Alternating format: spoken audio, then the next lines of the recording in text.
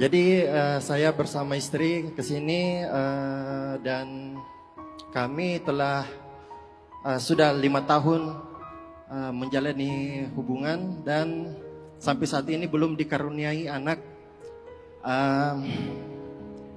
Pertanyaan saya, Ustadz, apa yang harus saya lakukan? Jadi sebelumnya ini kan saya telah banyak ikhtiar, sampai saat detik ini pun saya juga masih ikhtiar dan melakukan segala upaya, namun ya Allah belum memberikan momongan. Pertanyaan saya, apa yang harus saya lakukan untuk bisa lebih menguatkan ikhtiar?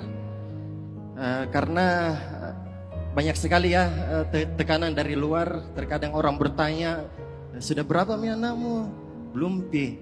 Itu saya kadang menjadi sesuatu hal-hal yang menyakitkan juga, Ustadz, untuk kami berdua ketika kita ditanya seperti itu. Yang kedua,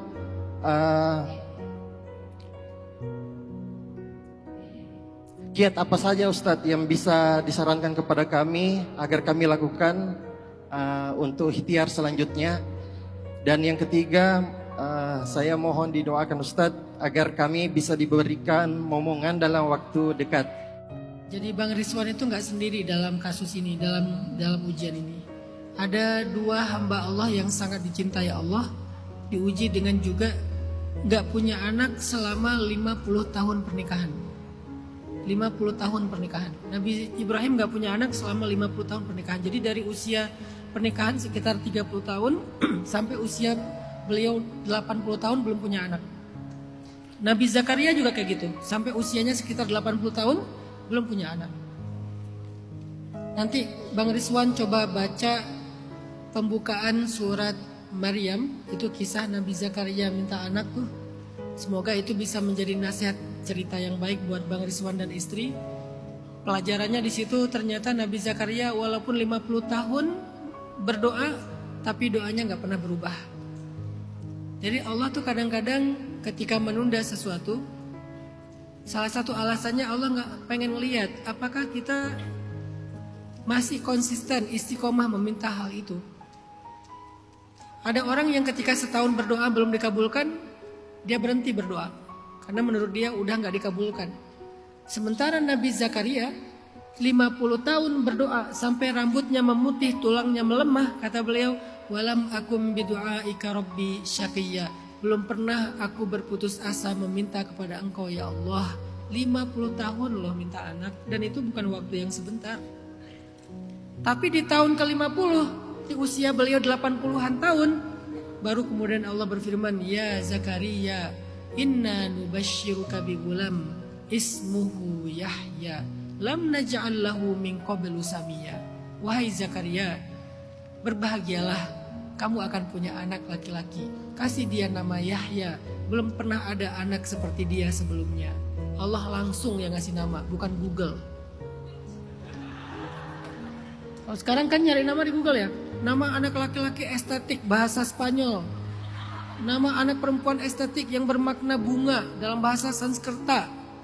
Yang ngasih nama Google. Kalau ini yang ngasih nama Allah langsung, ismuhu Yahya, namanya Yahya.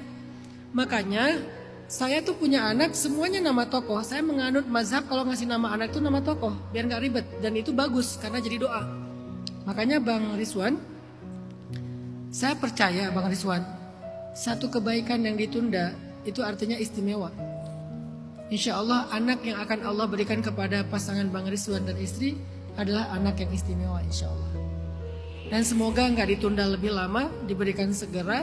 Tapi percayalah, doa yang dibacakan terus-menerus itu mustajabah. Apa arti doa yang dibacakan terus-menerus? Namanya ilhah. Nanti kalian browsing aja di AI atau di Google ya.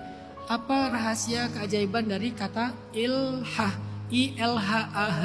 Ilhah. Apa itu ilhah? Meminta terus-menerus. Jangan ganti doanya, ngerasa kayak udah gak dikabulin gitu. Terutama doa-doa yang menurut kita tuh penting banget, wishlist kita banget gitu. Misalnya tentang pernikahan, tentang keturunan, tentang kesuksesan dalam karir, tentang pastinya ampunan dosa, surga. Coba ilhah, Dan para anbiya itu suka banget mereka ilha kepada Allah. Meminta itu sambil merengek. Minta lagi. Setahun, 10 tahun, 50 tahun, 950 tahun. Minta hal yang sama. Jadi Bang Rizwan, meskipun udah 5 tahun, minta lagi aja. Jangan berhenti. Karena Allah pengen lihat Bang Rizwan itu ilha enggak, ngerengek enggak. Dan Allah itu suka kepada hamba yang ilha, yang merengek meminta kepada dia. Jadi kalau ditanya apa tipsnya? Ilha. Jangan berhenti meminta, terus saja meminta. Terus yang kedua, Bang Rizwan ngerasa terganggu dengan pertanyaan-pertanyaan basa-basi orang. Dan itulah orang Indonesia. Suka basa-basi yang menyinggung. Kerja apa? Kalau dia belum kerja gimana? Kasihan kan? Tinggal di mana? Kalau dia tinggalnya di gang bukan di komplek elit gimana? Malu kan? Udah punya anak belum? Udah nikah belum? Kan pertanyaannya sensitif ya. Tapi itu budaya kita, suka basa-basi. Kesannya kayak akrab gitu, padahal menyinggung. Terus gimana menghadapi ini? Bang Rizwan perlu belajar tentang yang namanya personal boundaries. Salah satu di antara teori personal boundaries itu ada yang namanya emotional boundaries. Batasan emosional. Apa itu batasan emosional? Belajar nggak peduli. Belajar cuek. Dan ternyata gak peduli itu adalah salah satu sunnah Nabi. Kalau dalam hal yang toksik, dalam hal yang gak sehat. Gak peduli dengan sikap toksik orang, gak peduli dengan omongan negatif orang. Itu tuh sunnah Nabi.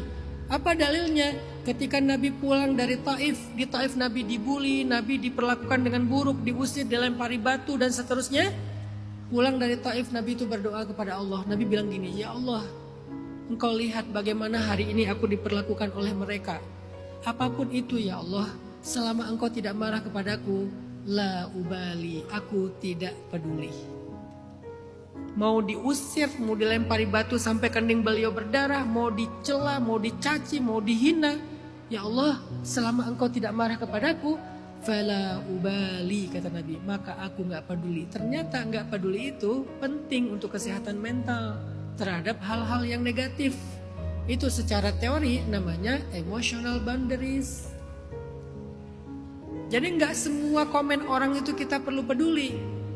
Kalian pernah viral gak di sosmed?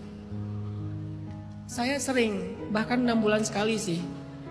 Rutin gitu viralnya. Difitnah, diomongin inilah, diomongin itulah. Terus gimana Ustadz menghadapinya? Sedih nggak? Kadang sedih, kadang kecewa, kadang marah. Tapi la ubali, I don't care. Saya nggak peduli. Kenapa? Saya nggak mau wasting my happiness, my energy untuk merespon, peduli, itu apa mikirin komen-komen orang. Kenapa? Saya nggak mau pulang ke rumah sebagai baba zombie yang tinggal fisik nggak ada rohnya. Kalau saya pulang ke rumah, saya pengen utuh sebagai babanya anak-anak. Sehingga ketika mereka tunggu, kan biasanya saya kalau pulang ke rumah itu anak-anak nunggu di belakang pintu ya. Pas parkirin kendaraan mereka udah tunggu, terutama yang paling kecil tuh yang air turun. Begitu saya buka pintu dia langsung. Karena dia hobinya reok Ponorogo. Kalau dia lagi gini, saya juga langsung gini. Bayangin kalau saya pulang sebagai zombie, pas dia di belakang pintu gini-gini saya. Kenapa? Saya udah gak punya energi buat keluarga, habis buat netizen. Rugi banget saya. Maka saya gak akan memberikan sedikit pun energi saya buat orang-orang yang negatif. Apalagi saya gak kenal. Terserah kalian mau ngomong apa. Saya tidak berhutang penjelasan kepada siapapun tentang hidup saya. Selama saya gak melanggar syariat, Allah gak marah, la ubali. Saya tidak peduli. Dan itu namanya self boundaries. Kalau enggak kita hidup di zaman kayak gini tuh kebawa-bawa sama omongan orang capek. Maka Bang Rizwan, kalau ada yang nanya gitu basa-basi ya sikapin aja juga basa-basi, doain aja. Tapi kalau ada yang serius ngomongin secara negatif, la ubali, saya nggak peduli dengan itu.